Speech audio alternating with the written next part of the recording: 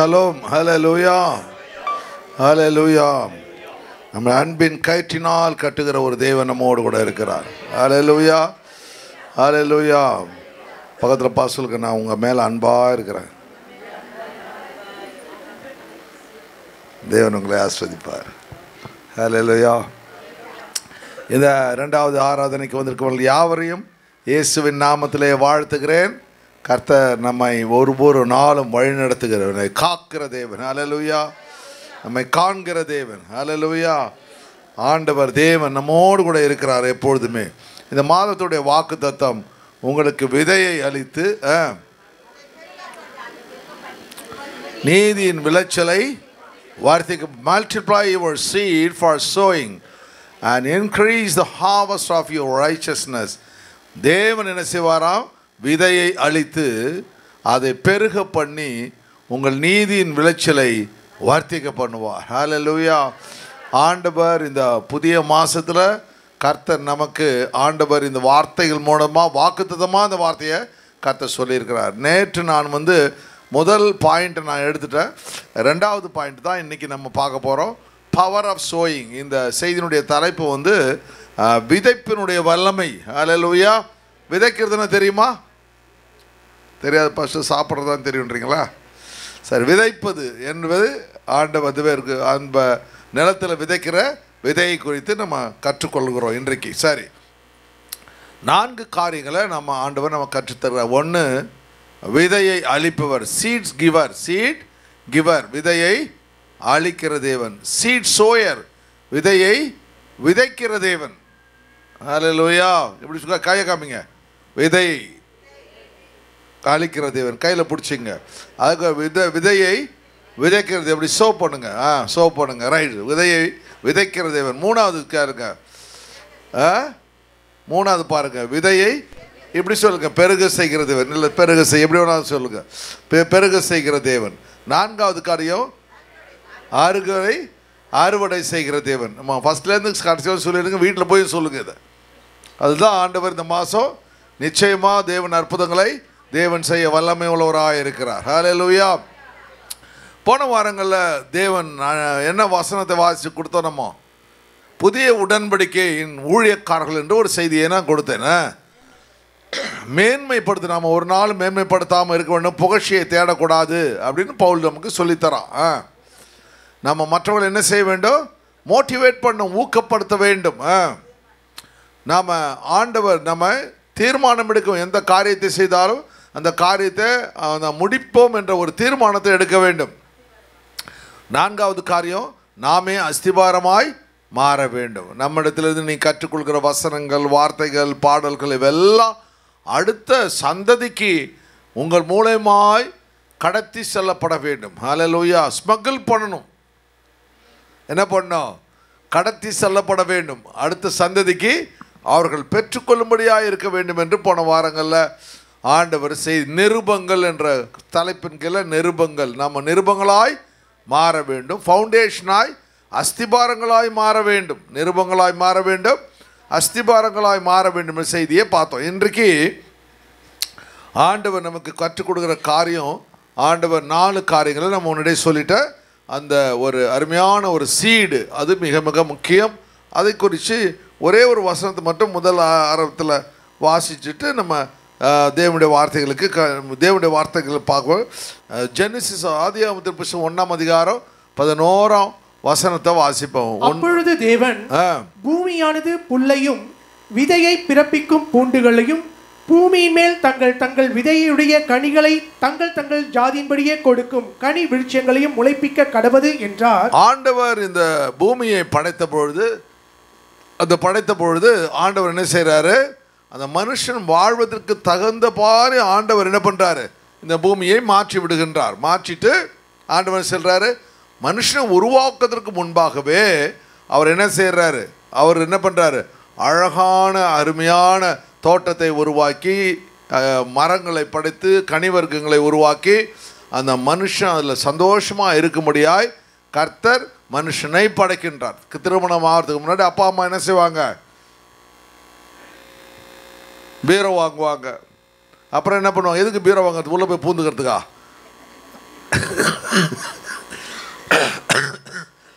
எதுக்கு பீரோ வாங்குறாங்க?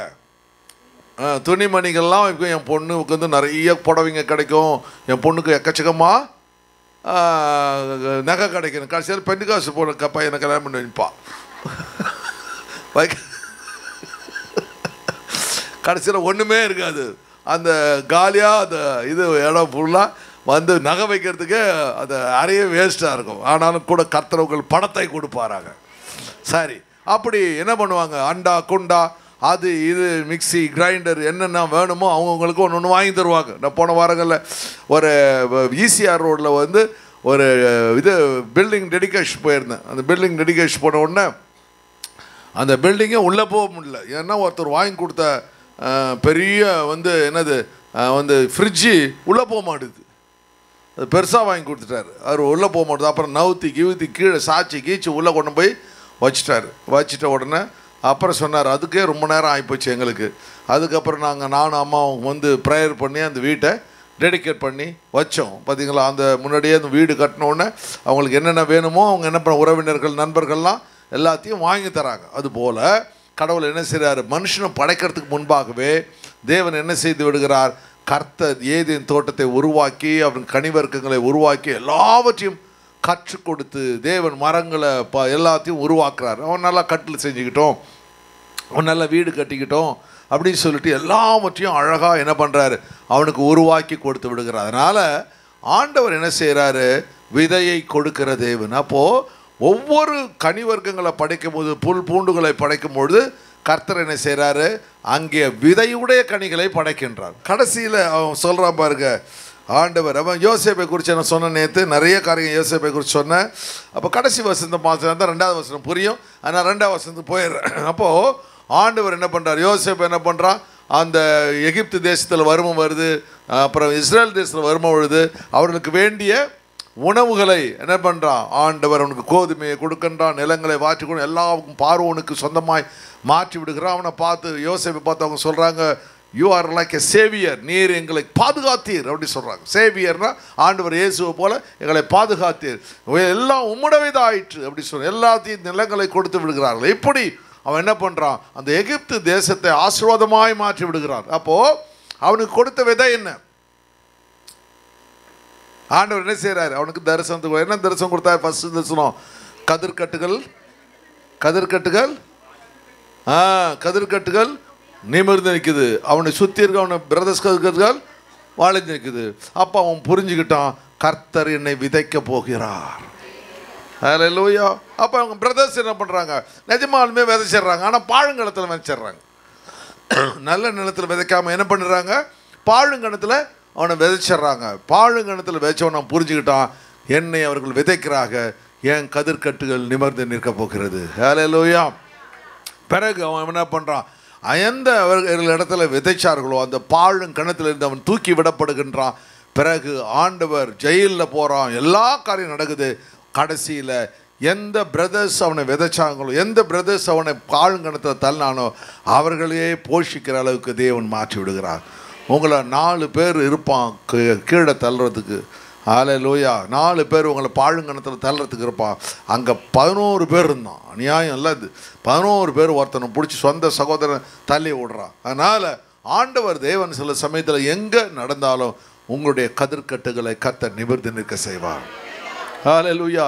நீங்கள் எங்கே விதைக்கப்படுகிறீர்களோ கர்த்தர் அங்கே நிமிர்ந்து நிற்க செய்வார். ஹல்லேலூயா.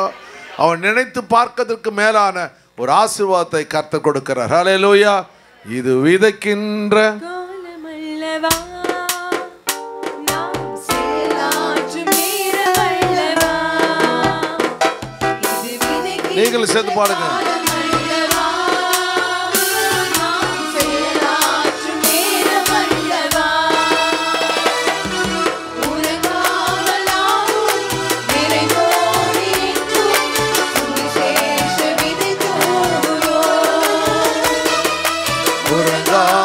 நாமும் நிறைந்தோடி எங்கும் சுவிசேஷ விதை தூவுவோம்.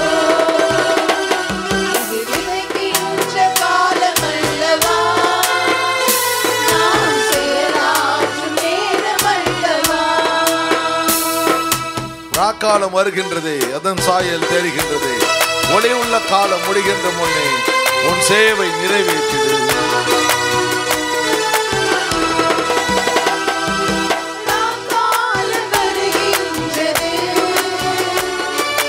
அதன் சாயல் தெரிகின்றது.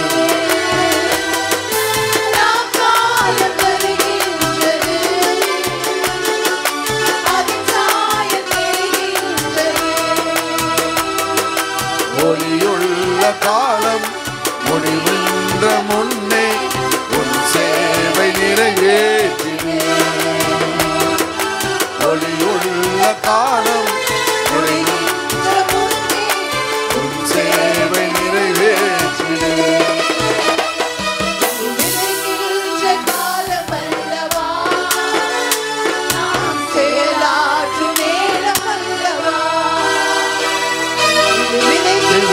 காலம் அல்லவா நாம் செயலாற்றும் நேரம் அல்லவா.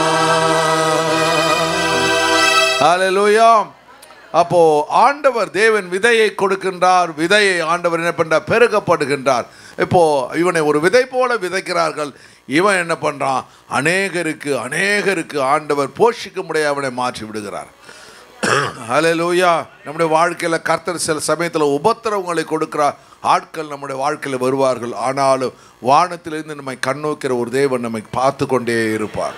ஹல்லேலூயா.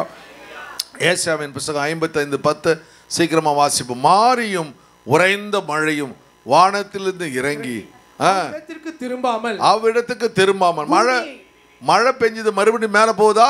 மேலே போகிறதில்ல. மழை பெஞ்சு என்ன பண்ணுது? பூமியை நினைக்குது. பூமியை நினச்சி அங்கே இருக்க புல் பூண்டுகளை எல்லாம் விலையேசிக்கிறது. ஆண்டவர் அழகா ஏசியாவுக்கு அருமையான தரிசனத்தோடு கூட ஒரு வசனத்தை கொடுக்குறாரு. அருமையாக வசனத்தை அவன் எப்படி அழகாக ஒப்பிடுறான் பாருங்க. மாரியும் உறைந்த மழையும் வானத்திலிருந்து இறங்கி அவ்விடத்திற்கு திரும்பாமல் பூமியை நனைத்து அதில் முளை கிளம்பி விளையும்படி செய்து விதைக்கிறவனுக்கு விதையையும் புசிக்கிறவனுக்கு ஆகாரத்தையும் கொடுக்கிறது எப்படியோ. அப்படி அவட கம்பேர் பண்றார். ஒரு வானத்திலிருந்து மழை வருது, வானத்திலிருந்து பனி வருகிறது. அது என்ன பண்ணுறது? மறுபடியும் வானத்துக்கு போகிறதில்ல. அது என்ன செய்யுது? அந்த பூமியை நினச்சி அங்கே இருக்கிற புல் பூண்டுகளுக்கெல்லாம் என்ன செய்யுது? புல் பூண்டுகளெல்லாம் விளைய செய்கிறது. விளைய செய்கிறதுனா ஹார்வெஸ்ட் கொடுக்குது. அப்படியே வாயிலிருந்து புறப்படும் வசனமும் அப்படியே வாயிலிருந்து. அப்போ ஆண்டவர் வானத்திலிருந்து பேசுகிறார். ஆண்டவர் நம்ம இந்த வேத வசனம்லாம் கர்த்தர் என்ன பண்றாரு? பேசின வசனங்கள். ஹல்லேலூயா. பேசுறாரு. கர்த்தர் உரைக்கிறார், கர்த்தர் சொல்லுகிறார் இல்லையா? யெகோவா சொல்றாருன்னு வருது பாருங்க. வாயிலிருந்து புறப்படும் வசனமும் இருக்கும், அப்படியே இருக்கும். அப்போ அங்கேருந்து வானத்திலிருந்து வர வசனம் எப்படி இருக்குமா? எப்படி புல் பூண்டு நினைத்து விளைச்சல் கொடுக்குதோ அதுபோல கர்த்தருடைய வாக்கு தத்தங்கள் உன் வாழ்க்கையில் ஒரு பெரிய ஆசீர்வாதத்தை கொடுக்கும். ஹல்லேலூயா. அது வெறுமையா என்னிடத்திற்கு திரும்பாமல், வெறுமையா என்னிடத்தில் திரும்பான என்ன வாக்கு தத்தம்? இந்த மாசத்துடைய வாக்கு தத்தம் என்ன? இந்த மாசத்துடைய வாக்கு தத்தம் என்ன? Very good. போன மாசத்துடைய வாக்கு தத்தம் என்ன? Very good. அங்கேருந்து ஆபிரகாம் கலக்குன்னு கலக்கிறார். Very good Abraham. ஆண்டவர் உங்களை ஆசீர்வதிப்பார். ஹல்லேலூயா. அப்படி டான் பேர்ல் சொல்லணும். கிளாஸில் ஃபர்ஸ்ட் ரேங்கா, 3வது ரேங்கா, பரவாயில்ல. Very good. அப்போ என்ன செய்கிறார் ஆண்டவர்? கர்த்தர் என்ன செய்கிறாரு? தேவன் என்ன செய்கிறார்? பெரிய காரியங்களை கர்த்தர் செய்கிறார். அப்போ அவருடைய வசனம் எப்படி இருக்குது? அவருடைய வாக்கு தத்துவம் நிச்சயமாய் நிறைவேறும் அப்படின்னு சொல்லி ஏசாயா ரொம்ப அழகா சொல்றான். அது நான் விரும்புகிறதை செய்து நான் அதை அனுப்பின காரியமாகும்படி வாய்க்கும். அது நான் எதற்காக நீங்க வேண்டினீங்களோ, எதற்காக ப்ரேயர் பண்ணீங்களோ அந்த ப்ரேயருடைய திட்டத்தை தேவன் நிறைவேற்றுவார். ஹல்லேலூயா. உங்களுக்கு உடம்பு சரியில்லை, உங்களுக்கு சுகவீனமாக இருக்கீங்க, சுகம் கிடைக்க வேண்டும் என்று நீங்கள் ஜெபிக்கிறீங்க. உங்களுக்கு கர்த்தர் காசு கொடுக்க மாட்டார். Hallelujah. Whatever you dig you will ஃபைண்ட்னு சொல்லுவாங்க. இதில் என்ன நீ தோன்றையோ அது கிடைக்கும். என்ன ஒருத்தன் நெல்லை விளைச்சா கோதுமை விளையாது இல்லையா? அவன் ஒரு மாம்பழத்தை நட்டான்னா போமோகிரானேட்டு வராது, இது மாதுளம் செடி வராது. எந்த விதையை விதைக்கிறானோ அந்த விதையை தேவன் முளைக்க பண்ணுவான். அதுபோல் வாக்குத்தத்தம் கர்த்தர் உனக்கு என்ன கொடுக்குறாரோ அந்த வாக்குத்தத்தை திரும்ப திரும்ப திரும்ப ஒரு குடியானவன் என்ன பண்ணுறான், ஒரு விதையை வச்சுட்டு சும்மா இருக்கிறது இல்லை, டெய்லி அந்த விதையை போய் பார்க்குறான், பிறகு பாத்தி கட்டுறான், பாத்தி கட்டுறது விதையை விதைக்கிறான், பிறகு என்ன பண்ணுறான், அதுக்கு தண்ணீர் பாய்ச்சுகின்றான், அல்லேலூயா, அதை கவனிக்கின்றான். அப்போ அந்த விதை என்ன பண்ணுறது, அழகாக வளர ஆரம்பிக்கிறத அவன் கவனிக்கிறான். அதுபோல் வார்த்தைகளை என்ன பண்ணணும், விசுவாசிக்க வேண்டும், நம்ப வேண்டும், ஆண்டவருடைய சமூகத்தில் காத்திருக்க வேண்டும். நிச்சயமாய் கர்த்தர் தேவன் வாய்க்க பண்ணுவார். அல்லேலூயா. அது நான் விரும்புகிறதை செய்து விரும்புகிறேன், நான் அதை அனுப்பிய காரியமாகும்படி வாய்க்கும். அல்லேலூயா. அப்போ ஆண்டவருடைய திட்டங்கள் அங்கே இருக்கிறது. இப்போ ஆண்டவர் பேதுரு சொல்லும்போது சொல்கிறான், ஆண்டவர் நம்மையே என்ன பண்ணுறாரு, அழிவில்லாத வித்தாய் விதைத்து விடுகிறார் சொல்கிறான். ரொம்ப அழகாக சொல்கிறான் பாருங்க. ஆண்டவர் எங்கே, ஆண்டவர் உங்களை ஒவ்வொருவரையும் போன வாரங்களை பார்த்து பாருங்க, உங்களை எப்படி பண்ணுறாரு, நிருபங்களாய் மாற்றுகிறார், உங்களை அஸ்திபாரங்களாய் மாற்றுகிறார். ஏன், இந்த அஸ்திபாரத்து மேலே அநேக கட்டடங்கள், உயரமான கட்டடங்கள் கட்டப்பட வேண்டும். உங்களுடைய ஆலோசனை திட்டங்கள், உங்கள் பிள்ளைகளை நீங்கள் உருவாக்குறீர்கள், உங்கள் பிள்ளைகள் ஊழியங்களை செய்கிறார், உங்கள் பிள்ளைகளை படிக்க வைக்கிறீர்கள், அவர்கள் அடுத்த நிலைக்கு அவர்கள் போகிறார்கள். எல்லாவற்றையும் கர்த்தர் என்ன பண்ணுறார், உங்கள் மூலமா செய்கிறார். அப்போ அவன் சொல்றான், அழிவில்லை வித்தினாலே அல்ல, என்றென்றைக்கும் நிற்கிறதும் என்றென்றைக்கும் நிற்கிறதும் ஜீவனும் உள்ளதுமான தேவ வசனமாகிய அழிவில்லாத வித்தினாலே மறுபடியும் ஜெனிபிக்கப்பட்டீர்களே. அழிவில் இந்த இருக்கிற வித்துக்கள், இந்த சீடுலாம் ஒரு நாளுக்கு அழிஞ்சு போயிடும். ஆனால் ஒரு வெள்ளம் வந்துச்சுன்னா அழிஞ்சு போயிடும், ஒரு புயல் வந்துச்சுன்னா அழிஞ்சு போயிடும். ஆனால் அழிவினாத வித்துக்களாய வசனங்கள் ஒரு நாளும் அழிந்து போகாது. வானமும் பூமியும் ஒழிந்து போனாலும் என் வார்த்தைகள் ஒழிந்து போகாது. அல்லேலூயா. தேவன் உங்களுக்கு எதை கட்டளை இட்டாரோ, எதை சொன்னாரோ அதை நிறைவேற்றுகிறார். ஆபிரகாமுக்கு சொன்னதை நிறைவேற்றினார், ஈசாக்கு சொன்னதை நிறைவேற்றினார், யாக்கோபுக்கு சொன்னதை நிறைவேற்றினார், உங்களுக்கும் சொன்னதை நிச்சயமாய் நிறைவேற்றுவார். அல்லேலூயா. அப்படியே அழகாக அவன் சொல்லி தருகிறத பார்க்க முடிகிறது. அல்லேலூயா. சார், இன்றைக்கு ஆண்டவர் ரெண்டாவது பகுதிக்கு போவோம், டைம் இல்லை. ரெண்டாவது பகுதி விதையை விதைக்கிற தேவன், சோயிங் இல்லையா, விதையை விதைக்கிற. ரெண்டாவது விதைப்பவர், விதையை விதைக்கிறவர் ஆண்டவர் தேவன். அப்போ சில பிள்ளைங்களுக்கு என்ன சொல்றாங்க, அழகா அம்மா கற்றுக் கொடுப்பாங்க. என்ன கற்றுக் கொடுப்பாங்க, கைவீசம்மா கைவீசு. ஆமாம், கைவீசம்மா கைவீசு, கடைக்கு போகலாம் கைவீசுன்னு கற்றுக் கொடுப்பான் பார். அந்த குழந்தை என்ன பண்ணும், அந்த கொஞ்ச நாளைக்கு அந்த பாட்டையே பாடிட்டு இருக்கும் பார். அந்த கை பண்ணி இப்படி ஆனால் என்ன பாட்டு கற்றுக் கொடுத்த அப்படி கேட்பாங்க. உடனே வரவங்கிட்டலாம் பாடி காமிச்சிட்ருக்கோம். ரெக்கார்டு போட்டு தான் வாழ்க்கையை எடுத்துருப்பான். ஆனால் பாடி காமிக்கும், அது எப்படி காமிச்சிட்டு இருக்கும். அதுபோல் ஆண்டவர் என்ன செய்கிறாரு, ஒரு தாய் தகப்பன் தன் பிள்ளைகளுக்கு என்ன கற்றுக் கொடுக்குறார்களோ அந்த பிள்ளைகள் அதை செய்கிறது. அதே போல் அம்மான்னு கூட்டா அம்மான்னு கூப்பிடுது, அப்பான்னு கூட்டா அப்பா, டேடி சொல்லு, அங்கிள் சொல்லு அப்படின்னு சொல்லுது. அப்புறம் சரி அது அப்படியே சொல்லுது. அதுபோல் ஆண்டவர் என்ன பண்ணுறாரு, நமக்கு எல்லாவற்றையும் கற்றுக் கொடுக்குறார். சொல்லுங்க, எல்லாவற்றையும் தேவன் கற்றுக் சொல்லுங்க, தேவன் எல்லாவற்றையும் கற்றுக் கொடுக்கிறார். ஹல்லேலூயா. இப்போ வேதாகமத்தில் வாசிக்கும் பொழுது மத்தேயு புத்தகம் 13ஆம் அதிகாரத்தில் விதைக்கிறவனை குறித்து அழகான உபமாயங்களை சொல்கிறாரு. 3-4 பேரை சொல்கிறார். ஒருத்தவன் என்ன பண்ணுறான், விதையை எடுத்துகிட்டு போய் விதைக்கிறான் அப்படின்னு சொல்கிறாரு. அப்போது அவன் எங்கே போய் விதைக்கிறான், அவன் வழி அருகே விதைக்கிறான். வழி அருகே விதைக்கும் பொழுது பறவைகள் வந்து அந்த விதையை எடுத்து, பறவை யார், பக்கத்து விட்டு மாமாவா, யார் பறவை, பிசாசு. அப்போ வேத வசனத்தை யார் மறக்கும்படி செய்வான், அந்த விதை காணாத அளவுக்கு அது டக்குன்னு எடுத்துடுது. அப்படின்னா என்ன, ஆண்டவர் தேவன் என்ன பண்ணி வேத வசனத்தை நீங்கள் திரும்ப அது ஒரு குடியானவன், ஒரு அக்ரிகல்ச்சர் இவன் பண்ணுற மாதிரி, நீங்கள் ஃபார்மர் மாதிரி நீங்கள் அதை கவனிச்சிங்கன்னா நல்லா உழுது அது வந்து தண்ணீர் ஊற்றி அதை நீங்கள் பாதுகாத்தீங்கன்னா அதை பிழைக்க செய்யும். ஆனால் அதுக்குள்ளே என்ன பண்ணுறான், அந்த பறவை எடுத்துகிட்டு போகுது. பிசாசு என்ன பண்ணுறான், உங்களுடைய கவனம் அதை செலுத்தா வண்ணம் அதை எடுத்துக்கொண்டு போய் விடுறான் அப்படி சொல்கிறேன். ரெண்டாவது, கற்பாறை உள்ள இடங்களில் விதைக்கப்பட்ட விதை, அது என்ன பண்ணுது, பாறை இருக்கிறதுனால அதோட வேறு ஆழமாக செல்லாதனால என்ன பண்ணுது, ரொம்ப நாளும் நிலச்சி இருக்கப்படுது. கொஞ்ச நேரம் வசனத்தை கேட்பாங்க, அதுக்கப்புறம் கீழே இறங்கினோடனே வசனம் மாறுது பண்ணி நீங்கள் ஏறி வந்தோடனே ஒரு பெரிய இது போட்டிருக்குது, சாக்கு போட்டிருக்கு, அது ஃபுல்லாக நெல் இருக்குது, நெல்லோ கோதுமை இருக்குது. அது என்ன வசனம் பார்த்தீங்களா? டெய்லி சர்ச்சுக்கு வரீங்க, டக்குன்னு சொல்ல தெரியல பார்த்தீங்களா? அதை பார்த்துட்டு தானே வரீங்க. ஒரே ஒருத்தர் தான் சொல்கிறார் களஞ்சியங்கள்ன்றார். களஞ்சியங்கள் என்ன? உன் களஞ்சியங்கள், அப்போ சொல்ல வேணாமா டக்குன்னு, களஞ்சியங்கள் பூரணமாய் நிலந்துவது. இது மேலே வந்தவன என்ன போட்டிருக்குது? மாட்டிக்கிட்டீங்களா? புதிய காட்சி செய்வேனா? பயப்படாதேவா. இது இந்த இடத்துல கரெக்ட். பறந்து காக்கும் பட்சியை போல உனக்கு நான் ஆதரவா. இப்போ இதிலே தெரிஞ்சு போச்சு எந்த அளவுக்கு நீ கற்பாரில் விதைக்கப்பட்ட விதையா, வழி அருகே விதைக்கப்பட்ட விதையா, எவ்வளோ கணக்கு வந்து பாருங்க. அப்போ ஆண்டவர் அந்த வசனங்கள் மனசில் நாம் பதிய வேண்டும். வசனங்கள் பதிய பதிய பதிய பறந்து காக்கும் பட்சியை போல கர்த்தர் என்னை பாதுகாப்பான்னு சொன்னால் உங்கள் வீட்டை நீங்கள் தாப்பால் போடவே வேண்டாம், கர்த்தர் உங்களை பாதுகாத்து விடுவார் அப்படின்னு அர்த்தம். உங்களுக்கு எங்கே போனாலும் ஒரு பெரிய பாதுகாப்பை, பஸ்ஸில் ஏறினாலும் இறங்கினாலும் படிக்கட்டு தெரியாமல் கீழே விழ மாட்டீங்க. எல்லாவற்றையும் கர்த்தர் தேவன் உங்களுக்கு பாதுகாப்பை தேவன் கொடுத்து விடுவார் அப்படின்னு அர்த்தம் இல்லையா? ஆண்டுடைய தேர்க்காரர். இப்போ மூணாவது காரியம் என்ன பண்ணுறாரு? முள்ளுள்ள இடங்களில் விதைக்கப்பட்ட விதையை பற்றி பேசுகிறாரு. முள்ளுள்ள இடங்களில் விதைக்கப்பட்ட விதைக்கப்பட்ட விதை என்ன பண்ணுது? அந்த வளரும் பொழுது என்ன பண்ணுது? அந்த முள்கள்லாம் என்ன பண்ணுது? நெருக்கி போடுது. சில சமயத்தில் நம்ம வளரக்கூடாதபடி இடையூறுகள் இருக்கும், ஆசீர்வதிக்கப்படக்கூடாத இடையூறுகள் இருக்கும். பிசாசு என்ன பண்ணுவோம்? அநேகரை வச்சு உங்களுக்கு ட்ரபிள் பண்ணிகிட்டே இருப்பான். அப்போ நல்லா சொல்லுவாங்க தமிழில், குடைச்சல் கொடுத்து கொண்டு இருப்பான். அல்லேலூயா. குடைச்சல் கொடுக்குறதுனா எப்படி? காதில் ஒரு வெளியே வந்துச்சுன்னா போட்டு நோண்டிக்கிட்டே இருக்காங்க பாருங்கள், அப்போ வலிக்கு வருது. அது போல் உங்களுக்கு பிரச்சனை பண்ணிக்கிட்டே இருப்பான். அப்போது அது என்ன பண்ணுறது? வளரக்கூடாதபடி போய் விடுகிறது. அது போல் அது எதை குறிக்கிறது?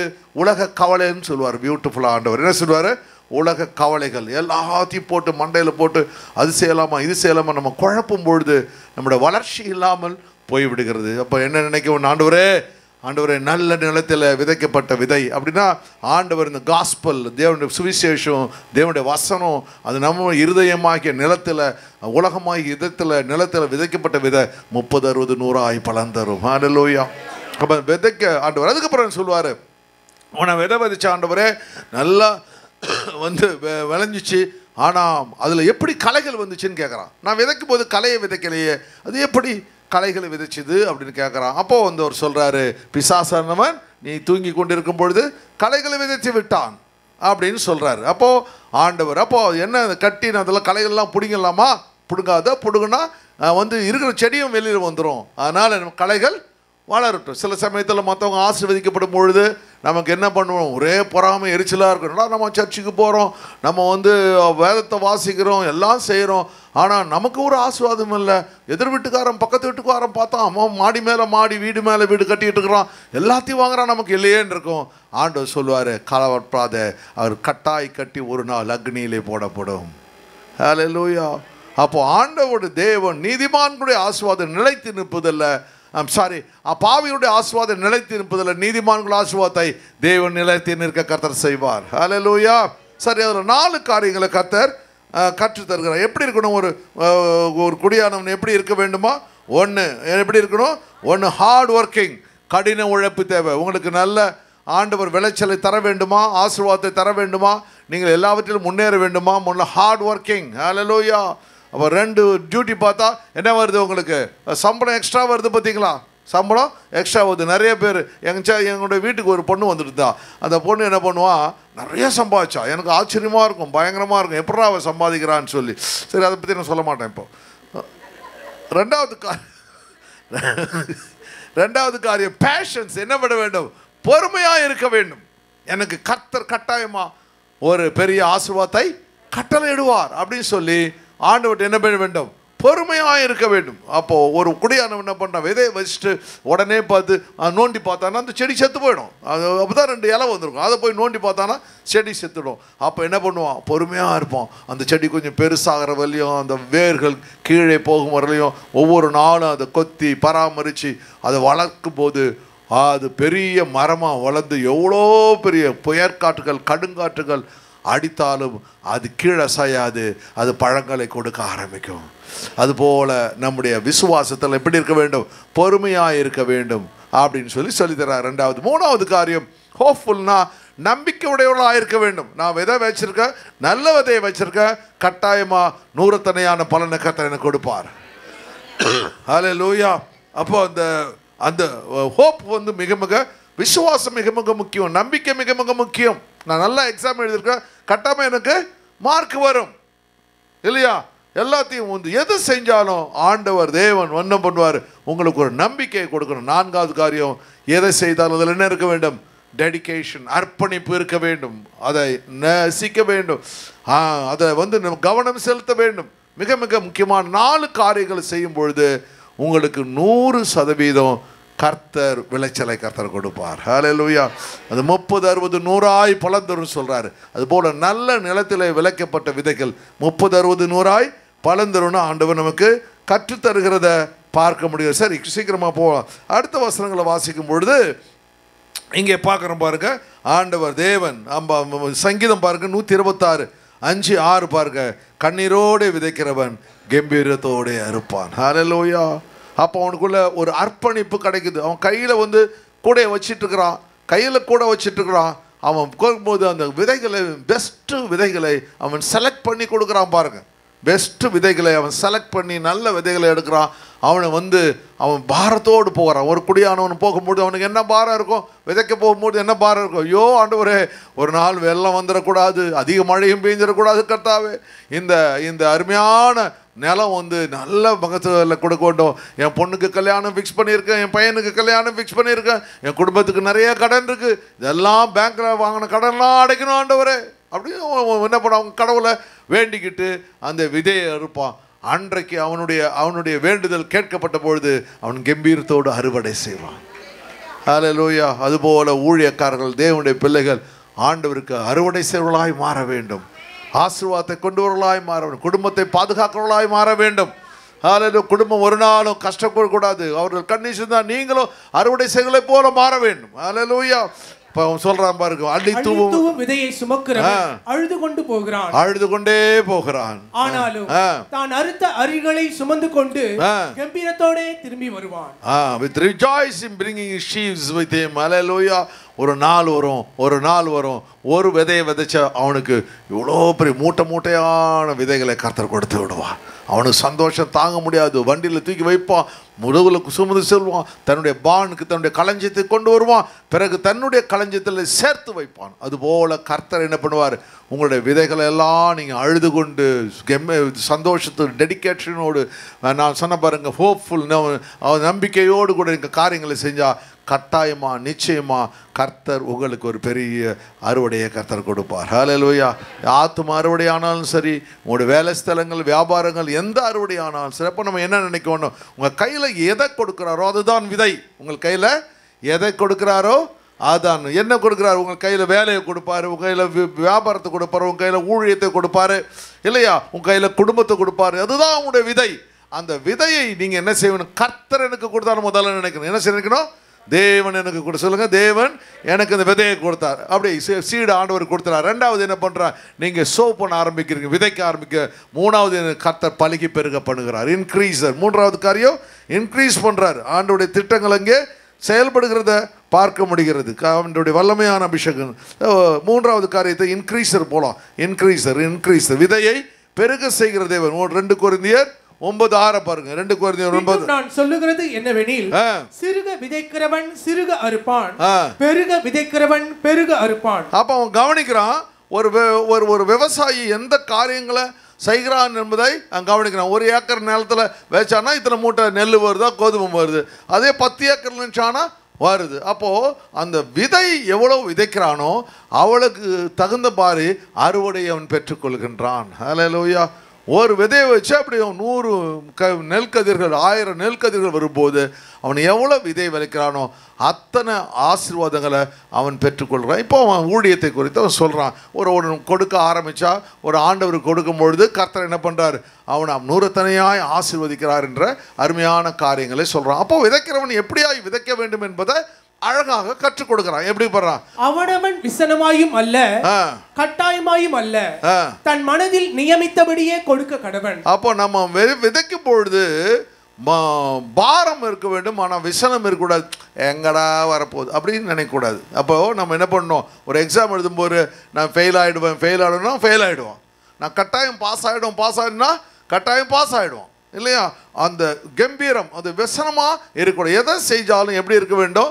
அந்த பர்பஸ் அவன் இருதயத்தில் நினைக்கணும், நான் போகிறேன், இதன் மூலமாக கடவுள் என்னை ஆசீர்வதிக்க போகிறாரு அப்படின்னு சொல்லி என்ன பண்ணணும்? வசனமாக எதையும் செய்யக்கூடாது. என்ன பண்ண ஃபோர்ஸ் பண்ணுறாங்க, எங்கள் அப்பா என்ன படிக்க சொல்கிறான் அதனால் படிக்கிறேன்னு படித்தானா அவன் படிப்பு வராது. ஆனால் இல்லை, நான் படித்தேன்னா ஒரு நாள் கலெக்டர் ஆவேன், ஒரு நாள் டாக்டர் ஆவேன், ஒரு நாள் என்ன பண்ணுவேன், ஒரு பெரிய உயர்ந்த வேலைக்கு போகிறேன், ஒரு IPS ஆவேன் அப்படின்னு சொல்லி அவன் படித்தானா. நான் வெளியூரில் இந்த ஊருக்கு போயிருந்தேன், பேர் காரைக்கால் போயிருந்தேன். அந்த ஆர்ஃபனேஜ் நான் தான் அந்த இன்டர்மிஷனோட இதாக இருக்கிறேன், பிரசிடெண்ட்டாக இருக்கேன். அதனால் அந்த பிள்ளைங்கள்லாம் வந்து என்கிட்ட அவங்கெல்லாம் வந்தாங்க, எல்லாம் உட்காந்தாங்க. அந்த பிள்ளைங்களை வந்து எல்லாம் பாட்டு பாடினாங்க. நான் எனக்கு எப்பவுமே போன உடனே நல்லா பாட்டு பாடினீங்க, நல்லா வசனம் சொல்லிங்க, உங்களுக்கு என்ன வேலைக்கு போகணும் ஆசை அப்படின்னு கேட்டேன். ஒரு பையன் எழுந்து கலெக்டர் ஆகணும் நம்பார், கலெக்டர் ஆகணும் அப்படின்னு சொல்லிட்டு IAS ஆகணும் அப்படின்னு சொன்னான். ஒரு பையன் என்ன பண்ணான், எழுந்து நான் வந்து போலீஸ் ஆஃபீஸராக ஆகணும் அப்படின்னு சொன்னான். இன்னொரு பையன் எழுந்து நான் துப்பாக்கி வாங்கணும்னு சொல்கிறான். ஏன்டா துப்பாக்கினா எல்லாரும் சுடணுமா? அது புத்தி பாரு எங்கே போகுது? அதே இடத்துல தான் இருக்குது. இது என்ன பண்ணுது, துப்பாக்கி சுடணுமா எல்லாரும்? என்னடா செஞ்சு காமிக்கிறான். உட்கார்றா நீ, எப்பா இருக்கிறவன் தரிசனத்தில் அணைச்சிருவோம் போலது அப்படின்னு சொல்லிட்டு அப்புறம் சொன்னால் அவன் கூப்பிட்டு சொன்னேன், டே துப்பாக்கின்னு சொன்ன யாராவது கேட்டால் துப்பாக்கி அவனுக்கு சொன்னால் நம்ம இதில் மிலிட்ரியில் சேரப்போனா சொல்லு, சுடுன்னு சொல்லாதரா. அவன் கடைசியில் தோசை விடுற மாதிரி ஆக்கிடுவார், கடவுள் மாஸ்டர் ஆக்கிடுவார் அப்படின்னு. அதனால் அப்புறம் என்ன பண்ண, அந்த மனதில் நியமித்தபடியே கொடுக்க கடவன். உற்சாகமாய் கொடுக்கிறவனிடத்தில் தேவன் பிரியமாய் இருக்கிறார். ஹல்லேலூயா. விதைக்கணும், ரொம்ப அழகாக எடுத்துன்னு வரலாம். ஃபர்ஸ்ட் சிறுகா இருக்கிறவன் சிறுகா இருப்பான், பெருக விதைக்கிறவன் பெருகா இருப்பான். ரெண்டாவது ரூல் என்ன கொண்டு வரான், அவன் எப்படி விசனமாக விதைக்கக்கூடாது, அப்புறம் கட்டாயமாக செய்யக்கூடாது, மனதில் நியமித்தபடியே செய்யணும். அப்புறம் உற்சாகமாக கொடுத்தானா தேவன் பிரியமாக இருக்கிறார். ஹல்லேலூயா. ஆண்டுடைய கரம், தேவனுடைய ஆசீர்வாதம் அங்கே அவன் மேல் இருக்கிறதை பார்க்க முடிகிறது. ஹல்லேலூயா. 8ஆம் வசனம் வாசிங்க. நீங்கள் எல்லாவற்றிலும் எப்பொழுதும் சம்பூர்ணம் உடையவர்களாயும் சகலவித நற்கிரியைகளும் பெறுகிறவர்களாயும் இருக்கும்படியாக தேவன் உங்களிடத்தில் சகலவித கிருபையையும் பெருக செய்ய வல்லவராய் இருக்கிறார். சகலவித கிருபைகளை பெருக செய்ய ஃபேவர் ஆண்டவர் abundance of favor போடுறான். abundance ஆண்டவர் எல்லாவித பெரும்பாலான காரியங்களை செய்ய தேவன் உங்களுக்கு உதவி செய்வார் என்று சொல்றான் பாருங்க. வாரி இறைத்தான், ஏழைகளுக்கு கொடுத்தான், அவனுடைய நீதி என்றென்றைக்கும் இருக்கும் என்று எழுதியிருக்கிறபடியாகும். அப்ப யாரு வந்து அதிகமா உதவி செய்கிறானோ அந்த அதிகமா உதவி செய்யறனுக்கு அதிகமான ஆசீர்வாதங்களை கர்த்தர் கொடுப்பார். ஹல்லேலூயா. கொஞ்சமா உதவி செய்யணும், கொஞ்சமா ஆசீர்வாதங்களை கர்த்தர் கொடுப்பார். அப்போ ஆண்டவர் என்ன பண்றாரு, உன்னுடைய உள்ளத்தை பார்க்கின்றார். ஹல்லேலூயா. உன் இல்லத்தை பார்க்கல, வீடு எவ்வளோ பெருசாக இருக்குன்னு பார்க்கல, உன் இருதயம் எப்படி இருக்குன்னு பார்க்குறாரு. அதுக்கு தகுந்த போல கர்த்தர் ஆசீர்வதிக்கிறார். உங்களுக்கு ஆசீர்வாதம் தேவன் கொடுப்பது மற்றவர்களை ஆசீர்வதிப்பதற்கு அப்படின்னு திரும்ப நம்ம சொல்லி பார்த்துக்கணும். why God is blessing us to bless others. அவ்வளோதான். ஆண்டவர் அந்த கோட்பாடுக்குள்ள நீங்கள் வந்துட்டீங்கன்னா உங்களுக்கு தேவன் வானத்திலிருந்து பலகணிகளை திறந்து ஆசீர்வதிக்க வல்லமை உள்ளவராக இருக்கிறார். ஹல்லேலூயா. ராக்காலம் வருகின்றதே, அதன் சாயல் தெரிகின்றது, ஒளி உள்ள காலம் முடிவாக முன்னே உன் தேவை நிறைவேற்றது.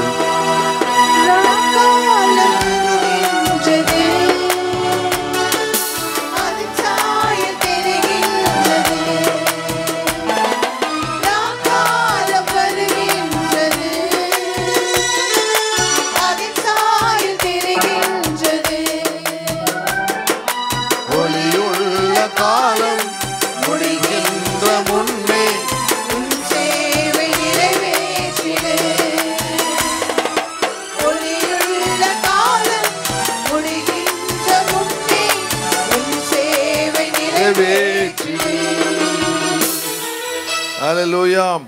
அதனால நம்ம விதைக்கும் பொழுது இத்தனை காரியங்களை கடவுள் கற்றுத்தருகிறார். சில பேர் கையில் விதையே வச்சிட்டு இருப்பான், விதைக்க மாட்டான். சில பேர் கையில் விதையை வச்சுருப்பான், விதைக்க மாட்டான். நிறைய காசு இருக்கும், காரில் போவாங்க போனால் 10 ரூபா ஒரு பிச்சைக்காரனுக்கு போட மாட்டேன் அப்படின்னு சொல்லுவோம். எப்போ பார்த்தாலும் பிச்சை அப்படின்னு சொல்லுவான். விதையை விதைக்க மாட்டான். அப்போது அதுக்கு ஒன்று ஆண்டவர் அருமையாக சொல்கிறான். இது சாலமோன் சொல்கிறான் பாருங்க, சாலமோன் பிரசங்கி 11:4 வாசிங்க. பிரசங்கி 11:4 பாருங்க. காற்றை கவனிக்கிறவன் விதைக்க மாட்டான். காற்றை கவனிக்கிறவன், ஒரு கையில் விதை இருக்குது, காற்று இப்படி அடிக்குது அப்படின்னு நினைச்சனா அவன் விதைக்கவே முடியாது. மேகங்களை நோக்கிறவன் அறுக்க மாட்டான். விதைச்சாதான் அறுவடை கிடைக்கும். அப்போ சுச்சுவேஷனை பார்க்க கூடாது, உன் மனதில் நியமத்தும்படி சுச்சுவேஷன் அவரு கொடுத்தாரு, இவர் கொடுப்பாரு, இவர் கொடுக்கலையே, அவர் கொடுக்கலையே பார்க்கக்கூடாது. கர்த்தர் என்ன நியமிச்சிருக்காரு, நான் இந்த காரியத்தை செய்வேன். ஹல்லேலூயா. என் கையில் தேவன் விதையை கொடுத்தது அந்த விதையை விதைப்பதற்கு. ஹல்லேலூயா. அதனால் சுச்சுவேஷன் பார்த்து நம்ம விதைக்கக்கூடாது. ஆண்டவர் உங்களுக்கு, தேவன் உங்களுக்கு அனுமதிக்கும் பொழுது உடனே என்ன செய்யணும், அந்த காரியத்தை செய்ய முற்பட வேண்டும். காற்று வீசுது, அதனால இப்போ இன்றைக்கி வேணாம் பறவை வந்து பொறுக்கிட்டு போடும், அதை போட்டு இப்படி நினச்சா ஒரு நாளும் என்னது விதையை விதைக்க மாட்டான். மேகங்களை நோக்கிறோம், ஐயோ நீங்கள் மழை வரும் போல் இருக்குது, நீங்கள் வேலைக்கு போகலாமா வேணாமா, மழை வரும் போல் இருக்குது, சர்ச்சுக்கு போகலாமா வேணாமா. கர்த்தர் உங்களை பார்த்து சொல்கிறாரு, நீ ஒரு நாளும் அறுவடை செய்ய மாட்டாய். ஹல்லேலூயா. அவன் என்ன செய்யணும், அதே தீமே கவனிக்க, ஒரு முடிவு எடுத்தால் அந்த முடிவில் நிற்கணும். ஹல்லேலூயா. ஆண்டவர் தேவன் எனக்கு ஞாயிற்றுக்கிழமை ஆசீர்வாதமாக வச்சிருக்கிறாரு, அந்த ஞாயிற்றுக்கிழமை தேவனை ஆராதிக்க நான் போவேன். ஹல்லேலூயா. அறுவடையை தேவன் உனக்கு கொடுப்பார். ஹல்லேலூயா. அந்த வாரம் முழுதும் ஒரு பெரிய அறுவடையை தேவன் உனக்கு கொடுக்க இரக்கமுள்ளவராக இருக்கிறார். சரி, 4வது காரியத்துக்கு போவோம். 4வது காரியம் பாருங்க. சீட் ஹார்வெஸ்டர், விதையை அறுவடை செய்கிற தேவன். விதையை அறுவடை செய்கிற தேவன். இந்த வசனம் பாருங்க. அப்போ அந்த ரூல் சொல்றாரு ஒரு ஆண்டவர். இப்போ முதல்ல என்ன நடந்துச்சு, முதல்ல இப்போ ஃபர்ஸ்ட் பாயிண்ட் என்ன பார்த்தீங்க, என்ன பார்த்தீங்க, விதையை அளிப்பவர். கடவுள் உங்க கையில் விதையை கொடுத்து அந்த விதையை என்ன பண்ணீங்க, விதைச்சிட்டிங்க. அப்போ சொல்லுங்கள், அப்படி கையை காமிச்சு விதையை அப்படி எல்லாம் சொல்லுங்கள். கையை ஆண்டவர் விதையை கொடுத்தாரு. 2வது சோ பண்ணுங்க. இப்போ 3வது என்ன செய்யுங்க, ஆண்டவர் வந்து நல்ல சின்ன குழந்தை மாதிரி செய்யுங்க. அப்படி கையில் கட்சி தான் சொல்லுவீங்களா, இப்படி ஆமாம்.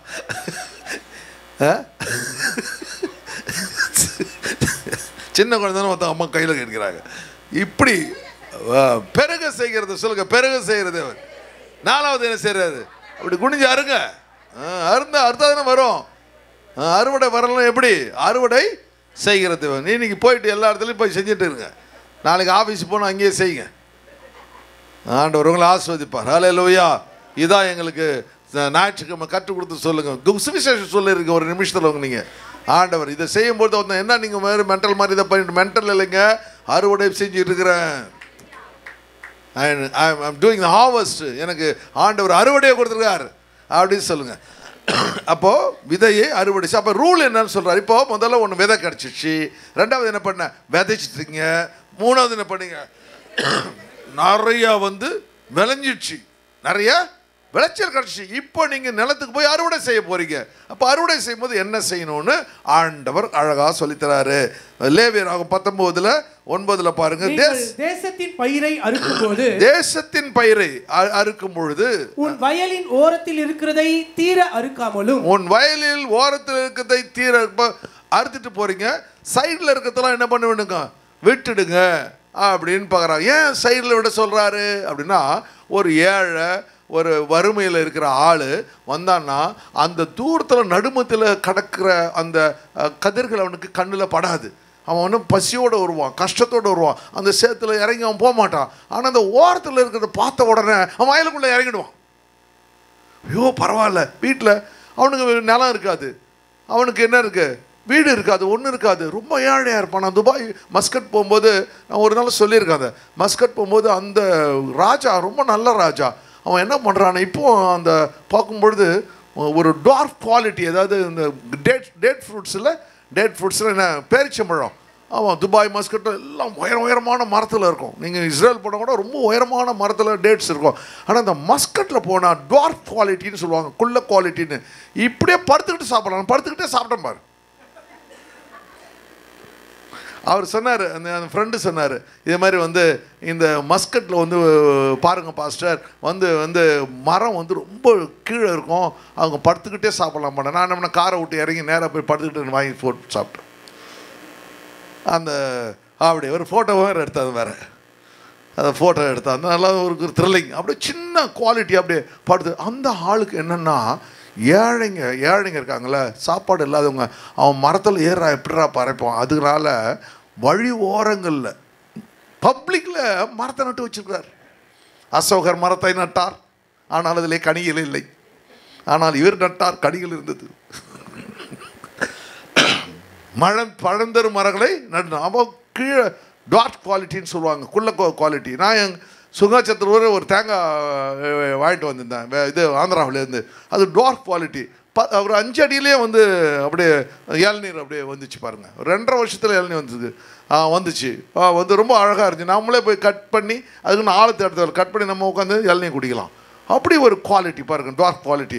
அதை வந்து அவன் அந்த ஏழைங்களுக்காக விட்டு வச்சுக்கிறது. இதெல்லாம் ஒரு சமயம் பைபிளில் படிச்சிருப்பான். அப்போ இந்த ஓரத்தில் இருக்கிற இடத்த நீ விட்டுடுறான்றார். ஏன்னா அந்த ஏழை வரும்பொழுது அவன் கண்ணில் படட்டும், அவன் அந்த கதிர்கள் எடுத்து போய் சாப்பாடு சாப்பிட்டோம். ஏன்னா உனக்கு நீ விதையை நான் உனக்கு கொடுத்துட்டேன், இது விலையை செஞ்சுட்டேன், அறுவடையை கொடுத்துட்டேன், எல்லாம் கொடுத்து நிலம் ஒன்றுது, நீ ஏழைங்களை மறந்து விடாது அப்படி சொல்லி தர்றாரு. அவர் வாசிங்க.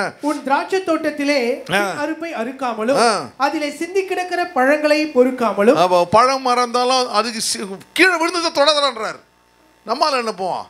ஒரு அன்னைக்கு ஒரு நாள் பார்த்தான், ஒரு ஆள் ஸ்வீட் எடுக்கிறாரு, ஜாங்கிரி சாப்பிட்றாரு, விழுந்துச்சு, தட்டிட்டு சாப்பிட்றாரு. இந்த மாதிரி ஆளை நம்ம வச்சு என்ன பண்ணுறது? புண்ணு ஊதி அது எப்படி அந்த எல்லாம் போயிடும், கீழே ஊந்துடுச்சு. அதை எப்படி எடுத்து தூக்கி போடுற வேண்டியது தான் போடல, அதை எடுத்து தட்டிட்டு ஊதிட்டு அப்புறம் பண்ண நறுக்கு மண் இருக்குதுன்றார். அவனுக்கு மண் இருக்கக்கூடாது, கல் இருக்கணும், உள்ளே போய் அடைச்சிக்கணும்னு நினச்சிக்கிட்டு நான். கீழே விழுந்து போனதை விடக்கூடாது. இதெல்லாம் கிறிஸ்தவர்கள் கீழே விழுந்ததை எடுக்கக்கூடாது. சொல்லுங்க, கீழே விழுந்ததை எடுக்கக்கூடாது. நீ ராயலாக இருக்கணும், கிங் மாதிரி இருக்கணும். நீ எப்படி இருக்கணும்? கிங் மாதிரி இருக்கணும். கீழே விழுந்து எடுக்கக்கூடாது. சிந்தி கிடக்கிற பழங்களை பொறுக்காமலும் அவைகளை எளியவனுக்கும் பரதேசிக்கும் விட்டு விடுவாயாக. நான் உங்கள் தேவனாகிய கர்த்தர். நான் உன் தேவனாகிய கர்த்தர். ஹல்லேலூயா. எங்கள் வீட்டில் ஒரு டாக் இருக்குது. அதுன்னு கீழே போட தொடாது, அப்படி முறைச்சி பார்க்க முடியும். அவருக்கு தட்டில் தான் போடணும். அந்த தட்டை காலால் அப்படி தள்ளி அப்படி சாப்பிடுவார் அவர். அவளோட பாருங்கள், அதுக்கு தெரியுது அவ்வளோ புத்திசாலித்தனம் பாருங்கள். ரொம்ப கிளவர் டாக் அது பாருங்கள். அப்போ விட்டு விடாது அது உங்களுக்கு தேவன். இதான் ரூல் நம்பர் 1. தேவன் விதையை கொடுத்தாரு, நல்லா மனப்பரம் பண்ணுங்க. விதையை கொடுத்தாரு, என்ன பண்ணார்? நிலத்தை கொடுத்தனால விதைச்சா. 3வது என்ன கொடுத்தாரு? பெருக பண்ணிட்டாரு. இப்போ அறுவடையை கொடுத்துட்டார். அறுவடை கொடுக்கும்பொழுது ஏழைகளுக்கு உன்னுடைய காரியத்தை நீ அறுவடை செஞ்சு மற்றவர்களுக்கு விற்று கொடுக்க வேண்டும். சீக்கிரம் டைம் ஆகி போச்சு. அப்புறம் ரூல் நம்பர் நிறையா இருக்குது அதில் பாருங்கள். ஒடுக்காமலும், பிறனை ஒடுக்காமலும், கொள்ளையிடாமலும் இருப்பாய். கூலிக்காரனுடைய கூலியை உன்னிடத்திலிருந்து இருக்கக்கூடாது. உன் நேரத்தில் யாராவது வேலை செஞ்சாங்கன்னா அந்த கூலியை பிடிச்சி வச்சக்கூடாது. வேலை செஞ்ச கூலியை கரெக்டாக கொடுத்து சம்பளத்தை ஒழுங்காக தர வேண்டும். அல்லேலூயா. உன்னை பாஸ் ஆகணும்னா, ஒரு கம்பெனி வச்சுட்டு ஒரு பாஸ் ஆகணும்னா, நீ ஒரு நாள் வேலை செஞ்சீங்க, ஒரு நாள் உங்களை பாஸ் ஆகும்பொழுது கரெக்டாக சேலரி கொடுக்கணும். அல்லேலூயா. நேரம் ஆனாலும் அந்த சேலரியை ஏமாற்றக்கூடாது அப்படின்னு சொல்லி ஆண்டவர் சொல்லித்தரார்.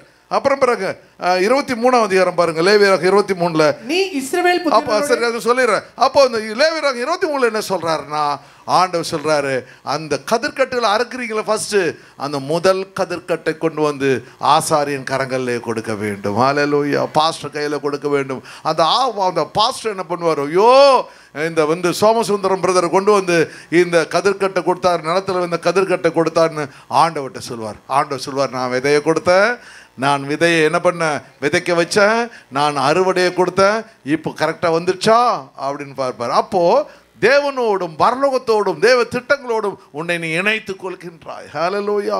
அப்போ என்ன செய்வார்? தேவன் வந்து அடுத்த முறை உங்களை இன்னும் அதிகமாக மழையை வர்ஷிக்க பண்ணி உங்கள் நிலத்தினுடைய விளைச்சலை ஆண்டவர் அதிகமாக்குவார். ஹல்லேலூயா. அதனால தான் சொல்கிறான் ஆண்டவர். இது 1 கொரிந்தியரில் 3ஆம் அதிகாரத்தில் சொல்லப்பார், நான் நட்டேன் அப்போலோ நீர் பாய்ச்சினார், தேவனே விளையை சொல்லுங்க. நான் நட்டேன் அப்போலோ நீர் பாய்ச்சினார், தேவனே விளையை செய்தார். ஹல்லேலூயா. அப்போது நடுறவனாலும் ஒன்றும் இல்லை, நீர் பாய்ச்சினாலும் ஒன்றும் இல்லை, பராமரிக்க ஒன்றும் இல்லை, விளையை செய்கிற தேவனாலே எல்லாமாகும். ஹல்லேலூயா. கர்த்தர் தான் எனக்கு இந்த வேலையை கொடுத்தார், கர்த்தர் தான் இந்த பிஸ்னஸை கொடுத்தார், கர்த்தர் தான் இந்த ஊழியத்தை கொடுத்தார், கர்த்தர் தான் என் மனைவியை கொடுத்தார், கர்த்தர் என் கணவனை கொடுத்தார், கர்த்தர் தான் இந்த பிள்ளைகளை கொடுத்தார் என்று சொல்லிக்கொண்டே இருக்க வேண்டும். ஹல்லேலூயா. தேவன் எல்லாவற்றையும் விளைய செய்வார். உன்னுடைய குடும்பம் 30, 60, 100 பலன் கொடுக்கும். ஆசீர்வாதமாய் தேவன் உன் குடும்பத்தை மாற்றுவார். ஹல்லேலூயா. ஆண்டவருடைய திட்டங்கள் அங்கே செயல்படுகிறதை பார்க்க முடிகிறது. ஆவியானவருடைய கரமும் தேவனுடைய தயவும். மத்திய கடைசியாக முடிக்கிறேன். மத்திய 9ஆம் அதிகாரத்தில் ஆண்டவர் தேவன் சொல்கிறாரு, அவர் திரளான ஜனங்களை கண்டபொழுது, 9:36 பாருங்க, திரளான ஜனங்களை கண்டபொழுது அவர் மேய்ப்பனில்லாத ஆடுகளைப் போல தோய்ந்து போனவர்களும் சிதறடிக்கப்பட்டவர்களுமாக இருந்தபடியா அவர்கள் மேல் மனதுருகி. இப்போ கடைசி ஆண்டவர் சொல்கிறாரு, அறுவடை ஒன்று இருக்குது, அது ஆவிக்குரிய அறுவடை. அல்லேலூயா. வெறும் நீ வந்து விதைச்சி சாப்பிட்டுட்டு தின்னுட்டு சாவறதுக்காக ஒன்று நான் படைக்கலை. நீ என்ன செய்யணும்? அநேக ஆடுகளை பராமரிக்க வேண்டும், மேய்ப்பில்லாத ஆடுகளை கவனிக்க வேண்டும், அவர்கள் மேல் மனதுருக வேண்டும் என்று சொல்கிறாரு. மனதுருகி அவர் சொன்னாரு, தம்முடைய சீஷர்களை நோக்கி, அறுப்பு மிகுதி வேலையாட்களோ கொஞ்சம், அறுப்பு மிகுதி வேலையாட்களோ கொஞ்சம். அல்லேலூயா. கர்த்தர் ஊழியத்திற்கென்று அர்ப்பணிக்கிற ஆட்களை கடைசியில் தேடிக்கொண்டிருக்கிறார். அல்லேலூயா. வெறும் சாப்பிட்டு போகிற ஆட்கள் இல்லை, தேவனுக்கென்று வைராக்கியமாய் ஊழியம் செய்கிற ஆட்களை தேவன் தேடிக்கொண்டிருக்கிறார். அல்லேலூயா. அறுப்பு மிகுதி வேலையாட்களோ கொஞ்சம். உனக்கு அறுவடை எல்லா விதங்களிலும், உன் நிலத்தில் மாத்திரமல்ல, உன் குடும்பத்தில் மாத்திரமல்ல, உன் ஊழியத்தில் ஒரு பெரிய அறுவடையை கர்த்தர் வைத்திருக்கிறார். ஹல்லேலூயா. ஆண்டவர் சமூகத்தில் கர்த்தர் உன்னை, ஆவியானவர் உன்னை அறுவடை செய்யும்படியாக அழைக்கின்றார். ஹல்லேலூயா. உன்னை ஆவிக்குரியவனாய் மாற்றுகின்றார், பரலோகத்துக்குரியவனாய் மாற்றுகின்றார். தேவ திட்டவனை உணர்ந்தவனாய் கர்த்தர் உன்னை மாற்றி விடுகிறார். ஆண்டவரே உமக்கு நன்றி சொல்லி அப்படியே எழுந்து நிற்போமா?